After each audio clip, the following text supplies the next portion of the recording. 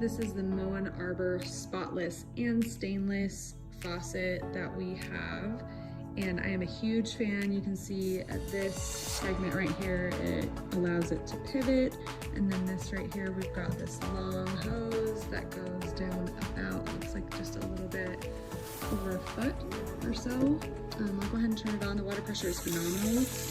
And then right here, you've got this full range of motion for hot and cold.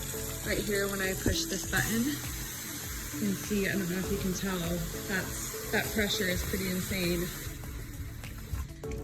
But I can toggle back and forth. I'll be honest, I am not sure what this one does, but it seems when I turn this on and I push that button, more bubbles go into it. I'm not quite sure exactly what that does, but nonetheless, it's an option and feature. It's a perfect reach to be able to clean out the sink. And I like that this moves around very, very freely. You can see the brand name right there. There's the Moen.